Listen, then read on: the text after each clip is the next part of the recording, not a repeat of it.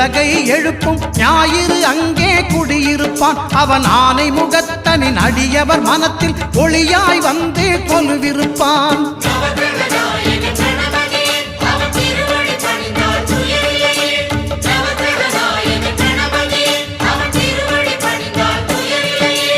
ஒன்பது கோளும் ஒன்றாய் காண அங்கு கற்பகம் என்னும் கடவுளின் மெய்யில்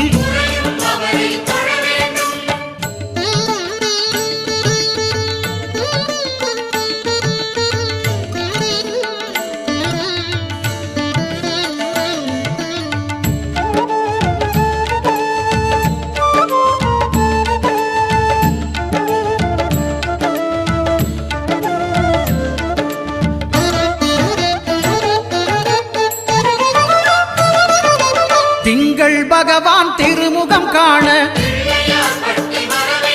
அங்கு கற்பக பெருமான் தொப்புள் குழியில்